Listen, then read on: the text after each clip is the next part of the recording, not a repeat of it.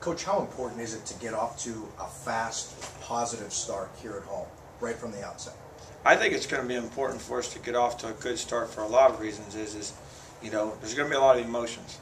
I think this team's going to be excited. I think they're going to come into the stadium and they're going to see this place full. We're going to have to build a temper those, you know, and I think it's always exciting the first time you're home because you got some distractions going on too. Now you have to deal with tickets, and you have to worry about who's coming to the game and why and what are you doing after the game. All these silly little things that need to get taken care of by Wednesday, so that way we can dial in and focus. Being at home sometimes can be a distraction, so we have to get that taken care of by Wednesday so we can be dialed in for game time. But I think it's important for us to get off to a good start.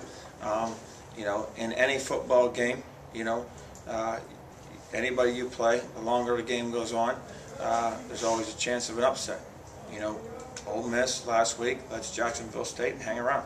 You know, LSU lets North Carolina hang around. You know, we see it time and time again in the game of football. You let people hang around, there's a chance for an upset, and I really believe on any Saturday anybody can beat anybody. Eric, do you sense a buzz? I do. I feel good. I feel good about everything that's taken place so far, other than us not winning last week. But you know, it's one game. One game's not going to define us. It's not going to define our program, and you know, we're just looking forward to getting back out there and playing. And I sense on Sunday, just the amount of players that I saw in there watching film. You know, Sunday's their day off. They're up here, they're watching film, they're critiquing themselves, and I think they really realize that, you know, we have a chance to potentially do something. If we play like we're capable of, stay healthy, and prepare. And speaking with the guys last week, a lot of them were confident that they could pull off a win against Penn State.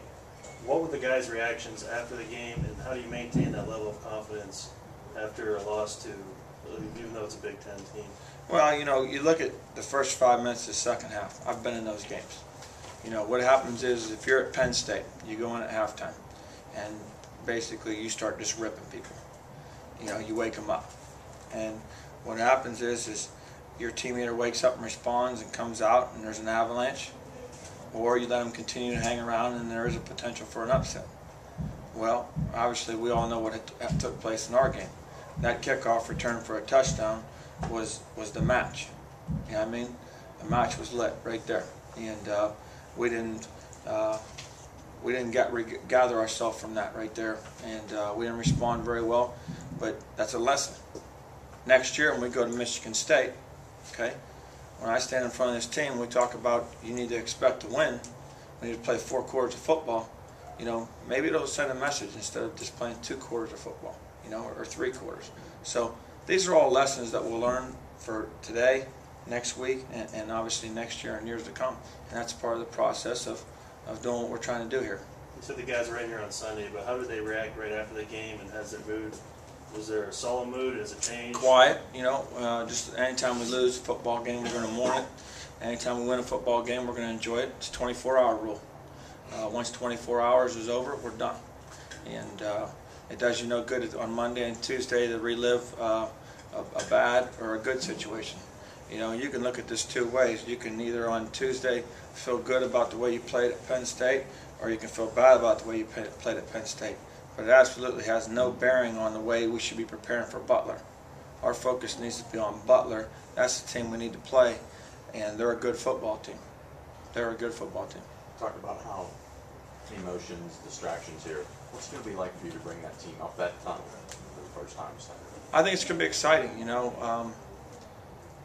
know, I've said before, it's been my dream to have an opportunity to be a head coach. Whether I was a head coach or not wasn't going to determine whether I feel like I was successful. I feel fortunate to have this opportunity. Well, I'm here today, and you know, there's always a lot of first times. There's a first time last week for everything, and you just play it in your mind. I'm no different than my players. You know, on all last week, I already played the Penn State game in my mind. I already talked to Coach Paterno before the game. I already talked to him after the game, you know, and I'm not saying you're always prepared, but you know, I've been there. I've seen it happen before. It's usually when I wake up in the middle of the night. But my point is I've been there, and I've already made that walk in that tunnel.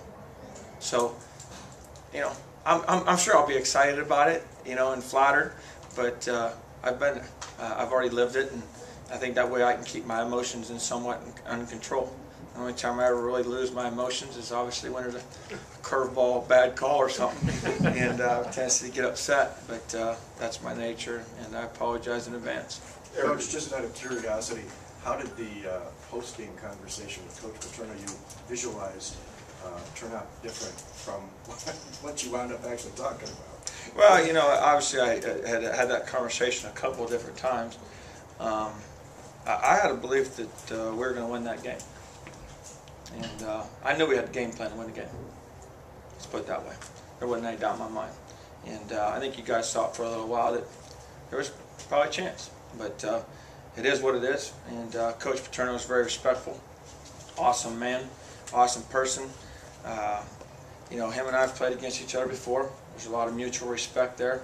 You know, he knows me from back at South Florida, to Illinois. And, you know, it's kind of sad that that's the last opportunity I'll probably get a chance to go against Coach Paterno, because they're not on the schedule anytime in the near future. And, you know, I think he's probably looking in the next few years to move on. But, you know, it's flattering, you know, to get complimented by him, because he knows that we're prepared, you know, and it's just unfortunate we didn't come out with a win. Did he offer you any advice?